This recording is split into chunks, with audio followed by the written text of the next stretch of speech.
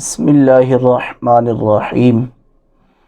آج کا ہمارا مسئلہ یہ ہے کہ روزے کی حالت میں اگر کسی کو قے آئے، الٹی آئے تو اس سے روزہ ٹوٹتا ہے یا روزہ نہیں ٹوٹتا۔ اس مسئلے کی کل 4 صورتیں ہیں، چاروں صورتوں کو توجہ کے ساتھ سماعت فرمائیں۔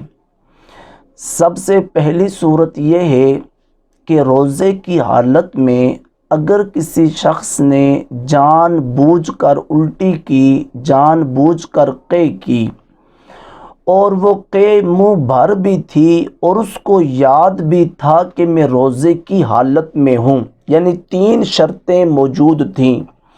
منہ بھر قے تھی، اس نے جان بوجھ کر قے کی تھی، اور اس کو یہ یاد بھی تھا کہ میں روزے کی حالت میں ہوں، تو اس صورت میں اس بندے کا روزہ ٹوٹ جائے گا۔ دوسری صورت یہ ہے کہ روزے کی حالت میں قصداً اس نے قے نہیں کی، بلکہ اس کو خود بخود قے آ گئی۔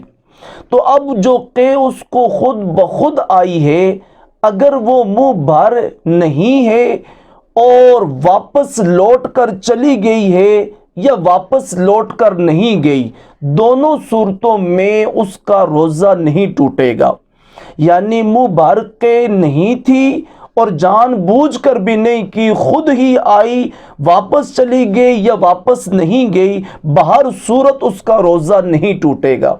تیسری صورت یہ ہے کہ روزے کی حالت میں اس کو قے آئی، جان بوجھ کر نہیں کی، خود بخود آ گئی ہے۔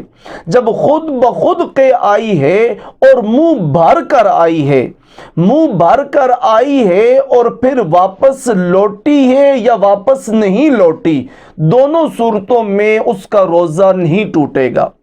چوتھی اور آخری صورت یہ ہے کہ روزے کی حالت میں کسی کو قے ہوئی اور منہ بھر کر قے ہوئی، منہ بھر کر قے ہونے کے بعد اس بندے نے اس قے کو خود بخود اپنے ارادے سے واپس لٹا لیا، واپس اس کو لے گیا۔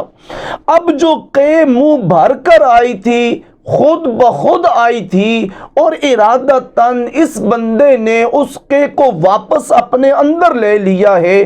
اب جو قے اس نے اپنے اندر لی ہے، واپس اس کو لے گیا ہے، اگر وہ چنے کے دانے برابر بھی ہوگی تو پھر بھی اس کا روزہ ٹوٹ جائے گا۔ تو اس مسئلے کی کل 4 صورتیں بنتی ہیں۔ پہلی اور آخری صورت میں روزہ ٹوٹ جاتا ہے، درمیان والی جو 2 صورتیں ہیں ان میں روزہ نہیں ٹوٹتا۔ عموماً روزے کی حالت میں لوگوں کو جب خود بخود قے آتی ہے اور وہ منہ بھر کر ہوتی ہے تو لوگ یہ سمجھتے ہیں کہ روزہ ٹوٹ گیا ہے۔ جو قے خود بخود آئے، جس میں بندے کا کوئی ارادہ شامل نہ ہو، وہ قے اگر بالٹی بھر بھی ہو تو تب بھی بندے کا روزہ نہیں ٹوٹتا۔